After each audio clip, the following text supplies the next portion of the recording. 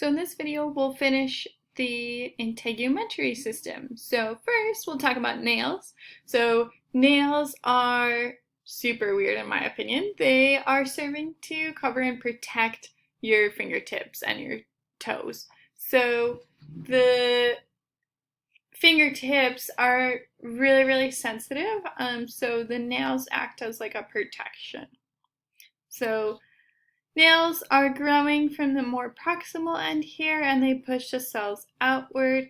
They're made out of keratin, and all the specifics, I'm not really caring too much that you know all of the specifics here.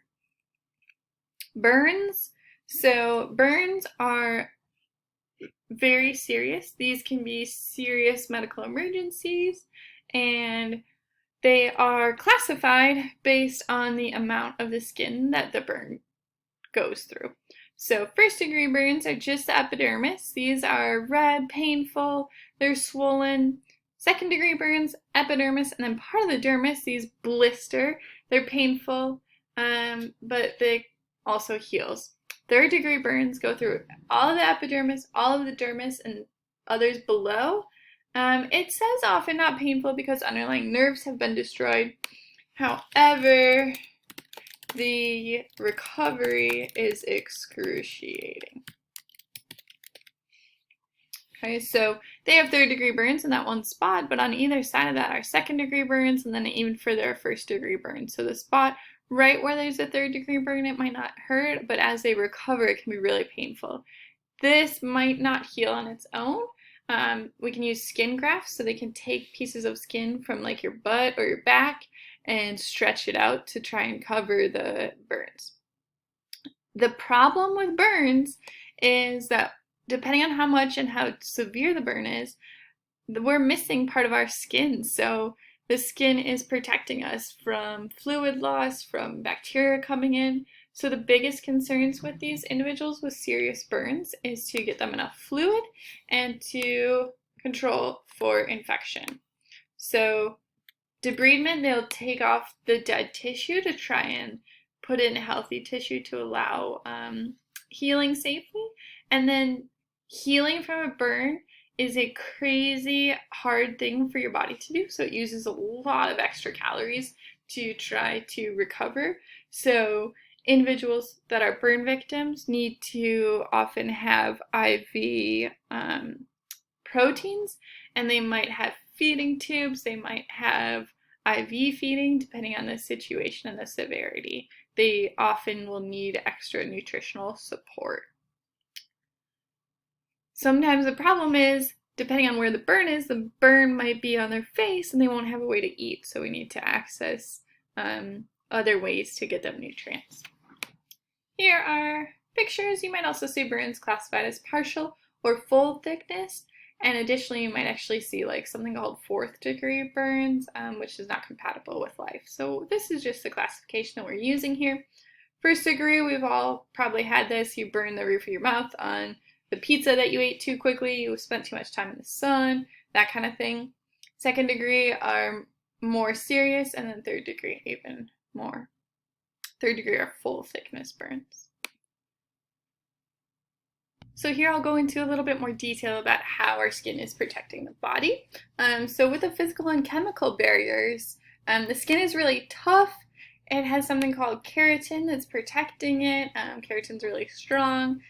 The cells are connected with those desmosomes, so that allows for stretching, but keeps things pretty close together, doesn't allow a lot of substances to pass through. Water barrier, so like I said before, this goes both ways. We want to prevent water from coming into us, and we want to prevent our water from going out.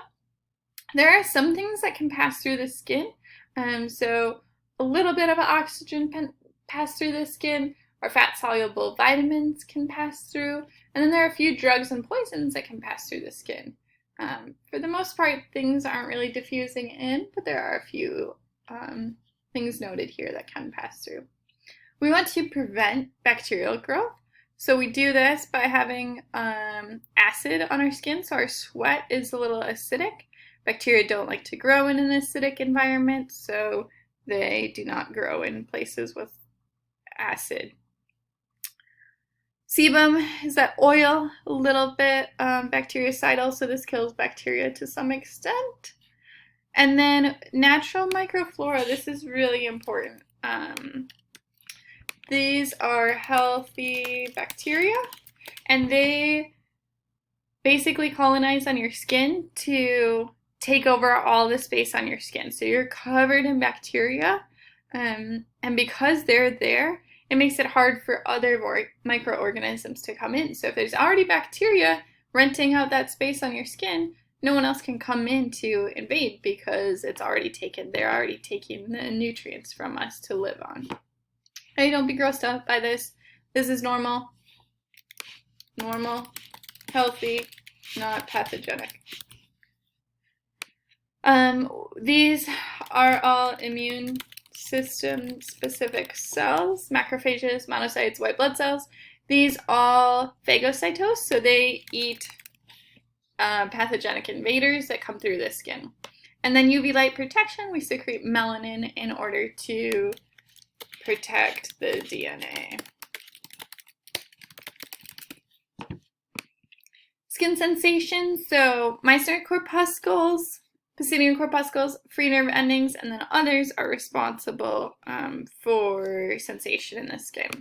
So Meissner's corpuscles are little touch receptors. They're right on the dermal papillae in here, and we have a lot of these on our hands and our feet, and these are sensing light touch.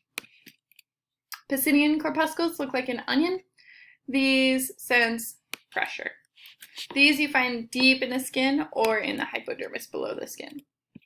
Free nerve endings, so normally like Meissner corpuscles and Pacinian corpuscles, the nerve is here and it's surrounded by a corpuscle. Free nerve endings are not surrounded by anything, so they're a little bit more sensitive, and you can find these throughout the skin, and they sense pain, temperature, chemicals, itch, and burn. Thermoregulation, we already talked about. These are important definitions for you.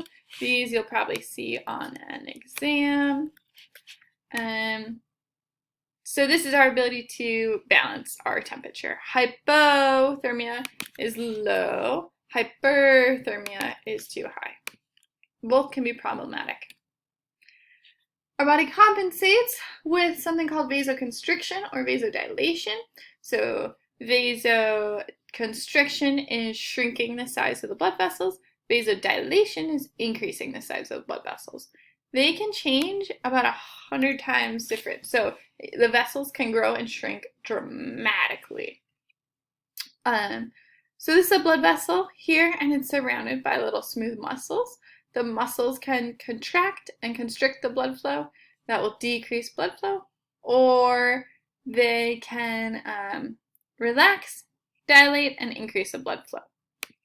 Very, very cool. So like if someone has a traumatic injury to their leg and their leg gets cut off, the blood vessels will actually constrict dramatically, 100 times dramatically, to prevent blood loss. Kind of cool. So this is really important. This you'll probably see as an essay exam question. And the body splits itself into two different parts, the core and then the shell. So the core is like your head and your chest, abdomen, pelvis, and then the shell is like the outer part and in your appendages. Obviously the priority is to the core, so the goal is to regulate the temperature in your organs, and that's a lot more important than in your fingertips. So if we are too hot, we'll send blood away from the core into the fingers and toes. That's why you might notice your hands kind of swell up when you're really hot. If we're really cold, the blood will shunt to the core and you'll end up with like white fingers and toes. So normal body temperature varies quite a bit. I don't really care that you know the specifics of this, but this is just FYI.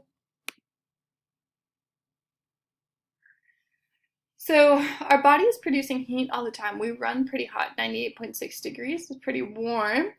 This is because basically all of the things that are going on in the body use ATP. And when ATP is used, this leads to release of heat. In your muscles, brain, heart, liver, all these places are using a lot of heat. We lose heat through many different systems. The most important is evaporation. So when you sweat and sweat on the skin evaporates, you are cooling down. So thermoregulation is negative feedback, most common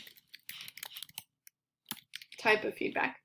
The hypothalamus is the sensor, and then within the hypothalamus there are different regions that will do different things. So if we are too hot, there's a heat losing center which will trigger us to sweat and dilate our vessels. If we are too cold, the vessels will constrict. The erector pili muscles will make you get goosebumps. You'll start shivering. When we shiver, we get muscle contraction. Muscle contraction uses ATP, and that releases heat, which releases heat. Behavioral thermoregulation, so getting out of the sun, remove heavy clothing, or the opposite is also true if you're cold. So our temperature can be regulated, but if it's not regulated correctly, we end up with different things. So fever is pathogenic. There's usually a cause to this. So body temperature elevates to try to kill the bacteria that are happening, and this is a positive feedback cycle. So we increase the heat production, which increases our basal metabolic rate. As we increase our basal metabolic rate, we get more heat production. So this is positive feedback. We keep amplifying the original change. Hyperthermia is a result from exposure to excessive heat. So this is summer in Arizona. This hyperthermia and fever are both elevation of body temperature, but fever is usually pathogenic. Hyperthermia is usually from exposure. Hypothermia is also from exposure. Core temperature decreases, metabolism decreases. This is also positive feedback. Sweating, so we sweat to get rid of waste and to cool us off. So throughout the day, we're sweating. Insensible perspiration, 500 milliliters every day. Okay? Diaphoresis is like visible sweatiness. Okay, if someone's diaphoretic and they're not exercising, this can be something to think about when you're dealing with like emergency situations. Okay? So sweat is a great way to cool the body. And then lastly, we'll talk about vitamin D synthesis. So we'll go through the specifics of this later on in the skeletal system unit. But basically what happens is the sunlight hits the skin and transfers one cholesterol precursor to another cholesterol, and that goes into the liver, and that activates something called vitamin D. I don't care that you know all the specifics of this, but that activates vitamin D, and then that works in the kidneys, and in the kidneys it will retain calcium, and then it also works in the intestine to absorb calcium. So it's not directly working on the skeletal system, but it's like an indirect way that we can maintain calcium. So calcium is really important for our bones to be healthy. So we need to absorb a lot of calcium and retain the calcium that we do have in our body in order to increase the density of our bones. And like I said, we'll go through this more during the bone unit.